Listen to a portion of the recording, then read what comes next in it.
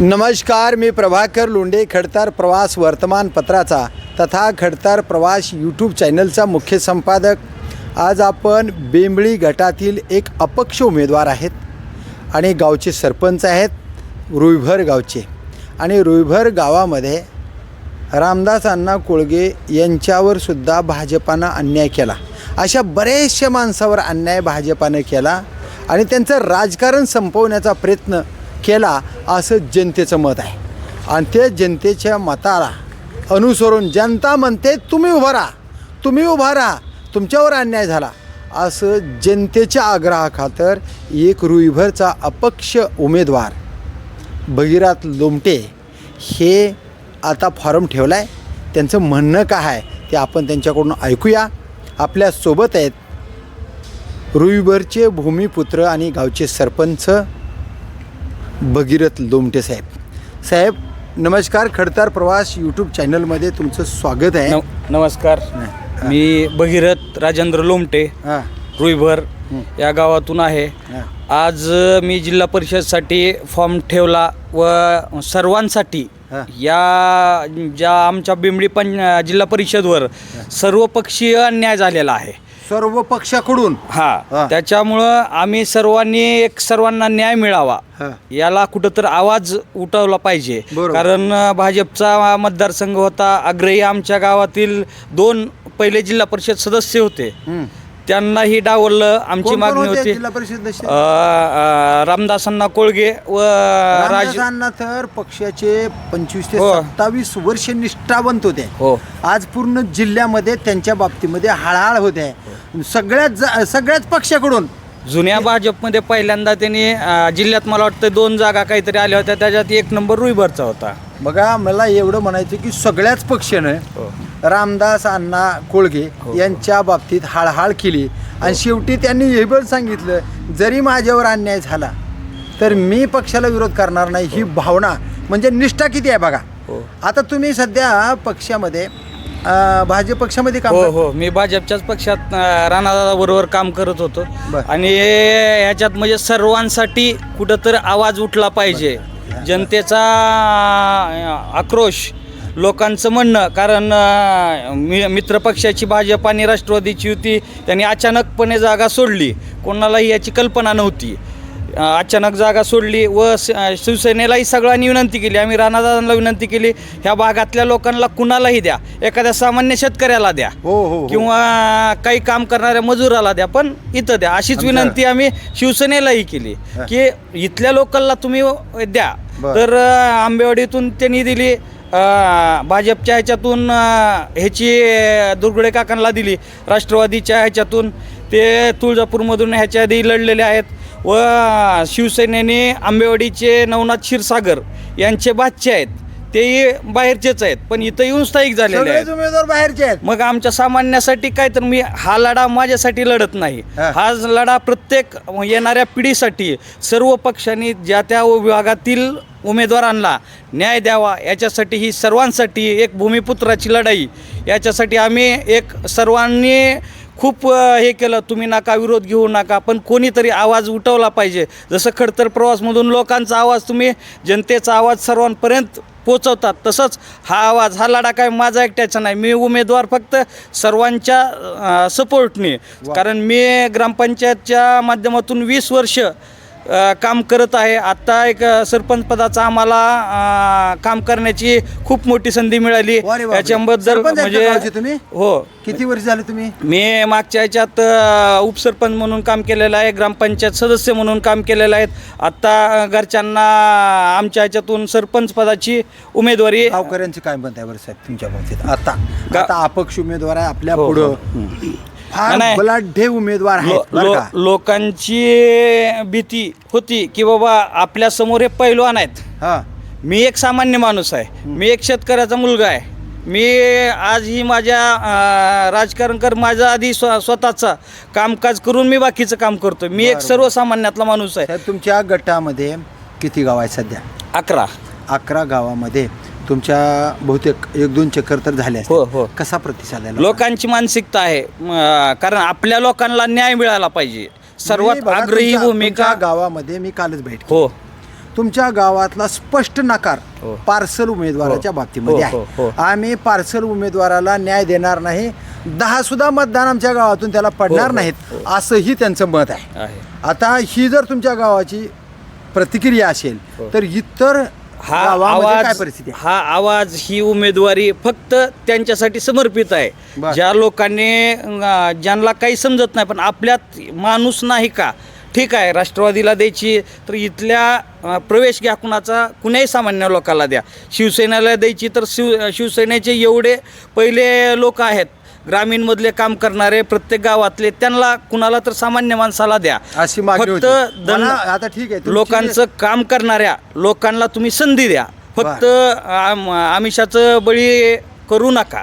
एक धनदांडगे माणसं आणायचे, उभा करायचे आणि त्याच्या पुढं लोकांनी भिवून चालावं, ही भूमिका कुठं तर आम्हाला मोडायची होती. ह्याला आवाज फोडायचा होता. त्याच्यामुळं आम्ही याच्यात पाऊल टाकलेलं आहे. आणि ह्याच्यात साथ काम करणाऱ्या माणसापासून ते सर्व युवक, वयोवृद्ध स्व लोक, काही तर ज्यांना लक्षात येत नाही, उभा टाकता येत नाही, ते स्व लोक म्हणले का आम्ही हे पट्टी देऊ तुम्हाला, अरे पण आम्ही जसं आम्हाला काम करता येईल आमच्या 8 दिवस देऊ, पण कोणीतरी या भागातून या तुम्ही एक जण पुढे या आणि लढवा. त्याच्यात आमच्या गावातील कोणी असो, 4 उमेदवार होते आमच्यातले, एक ठाकरे गटाकडून होते, दुसरे 3 उमेदवार आम्ही भाजपच्या ह्याच्यातून होतो.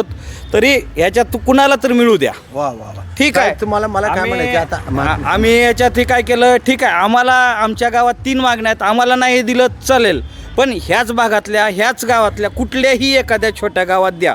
गौडगावमध्ये द्या, बरंगाव द्या, आंबेवाडी द्या, बेंबळी द्या, पण ह्या भागातलं द्या. ह्या भागातलाच द्या. बेंबळी साहेब मला एक म्हणायचं आहे तुम्हाला आता, की ही उमेदवारी जी ठेवली अपक्ष उमेदवारी, तर गाव दाखवून देणार आहे गो त्यांना की आमच्या गावातली उमेदवारी जर नाकारली तर तुम्हाला आम्ही सबक शिकवल्याशिवाय राहणार नाही, 100% अशा पद्धतीची खुणगाठ बांधली का 100% प्रत्येक मतदाराने? प्रत्येक मतदाराने काय मत आहे हो साहेब? 100%. तुम्ही आता यांचे पाठराखी आहेत आणि यांच्यासाठी प्रचार करणार आहेत. सगळे लोक पैशावर प्रचार करतात, तुमच्या उमेदवारासाठी तुम्ही कसा प्रचार पदर करणार? पैशाने खर्च करणार. पदर पदर पैशाने. पैशाने. कारण पुढचा उमेदवार एवढा पैशावर आहे धनदांडगा की तुमच्या रामदास अण्णाचं तिकीट कटवलं, पण पार्सल उमेदवार आणून तुमच्या गावावर बसवला. आता त्यांना तुम्ही उत्तर कसं देणार आहे?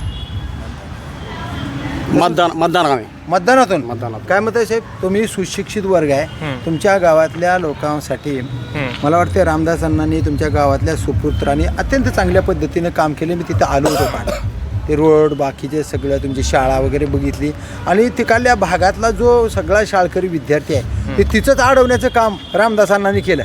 म्हणजे अशा सुद्धा उमेदवाराला डावललं, पण त्याची जिद्द म्हणून तुमच्या या अपक्ष उमेदवारानं फॉर्म ठेवला आहे. आता रामदासांना तर नाहीत, तर तुमचं गाव कुणाला कौल देईल?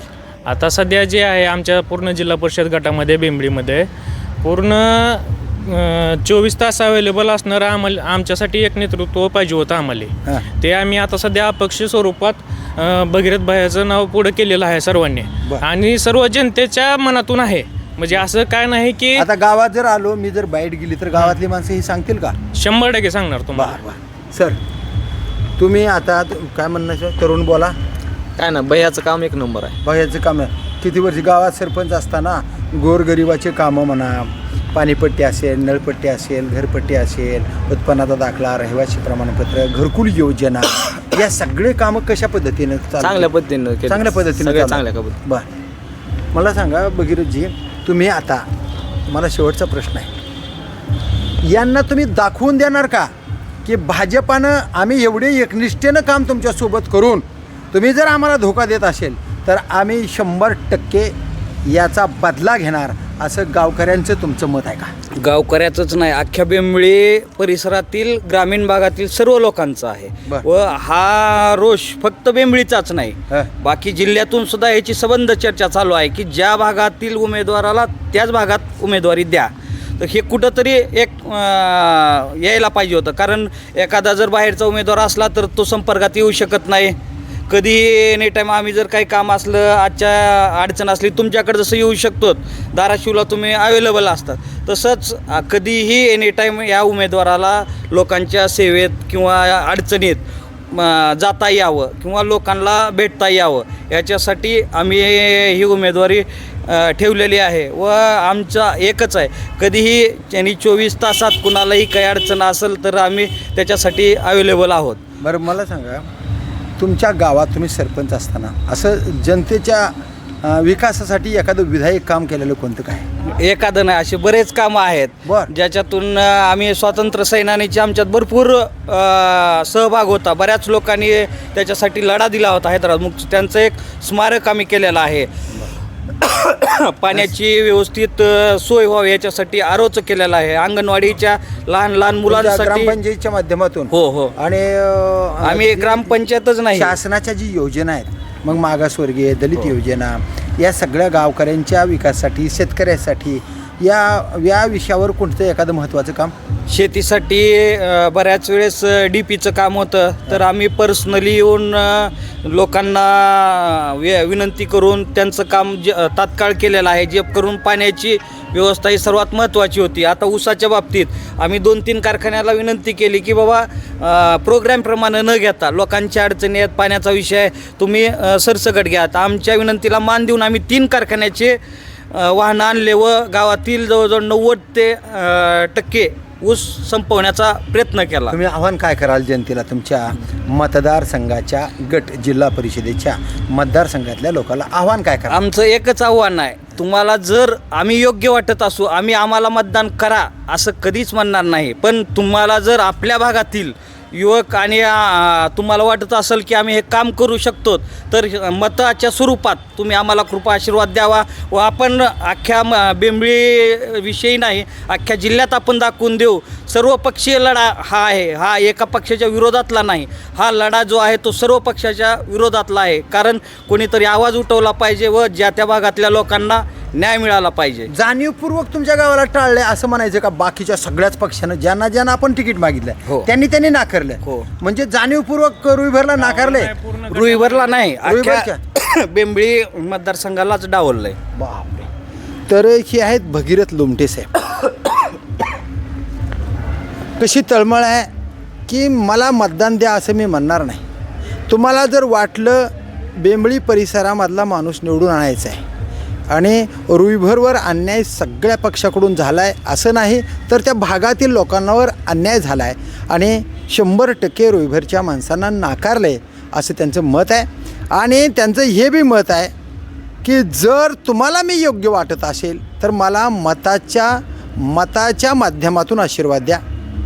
तुम्हाला योग्य वाटत नसेल तर तुम्हाला मत कुणकडे द्यायचं ते आहे. पण पार्सल उमेदवार आमच्या भागावर लादला आहे, त्याचा योग्य जबाब आमचा मतदार दिल्याशिवाय राहणार नाही अशी भावना त्यांची आहे. तर बघूया विकासाच्या मुद्द्यावर आणि आपल्या गावाचा सरपंच, आपल्या गावाचा सुपुत्र, त्या सुपुत्राला आपल्या गावकरी लोक आणि त्या बेंबळी मतदारसंघातले लोक मतदार स्वरूपी आशीर्वाद देतील का आणि राणादादाला दाखवून देतील का की रामदास अण्णा कोळगे यांना तिकीट नाकारलं म्हणून अपक्ष उमेदवार निवडून आला आणि ती निवडून आणण्यासाठी रुईभरचे लोक आणि त्या भागातले लोक मतदार स्वरूपी आशीर्वाद देतील का आणि भगीरथ लोमटे सर यांना निवडून देतील का ते पाहूया. येणाऱ्या काळातच मी प्रभाकर लोंढे खडतार प्रवास वर्तमानपत्राचा तथा खडतार प्रवास यूट्यूब चॅनलचा मुख्य संपादक. या चॅनलला सबस्क्राईब करा, शेअर करा, लाईक करा, बेल आयकॉनचे बटन दाबा आणि आपले विचार कमेंट बॉक्समध्ये नोंद करा. खरे ते खरे, खोटे ते खोटे, कारण खडतार प्रवास जनतेचं चॅनल आहे. हे कुठल्याही राजकीय पुढाऱ्याच्या बाजूला झुकणार नाही आणि राजकीय पुढाऱ्याच्या बाजूनं बातम्या करणार नाही. बातम्या खडतार प्रवास करणार सर्वसामान्य जनतेच्या बाजूला. सामान्य माणसाने मतदान दिलेलं असते आणि त्या मतदाराला ह्या राजकीय भ्रष्ट पुढाऱ्याने धोका दिलेला असते. म्हणून जनतेचे प्रश्न विचारण्यासाठी खडतार प्रवास राजकीय पुढाऱ्याला, निवडून गेलेल्या नेत्यांना प्रश्न विचारातच राहणार. मी प्रभाकर लोंढे खडतार प्रवास यूट्यूब चॅनलचा मुख्य संपादक. धन्यवाद. धाराशिवकार. जय हिंद, जय महाराष्ट्र.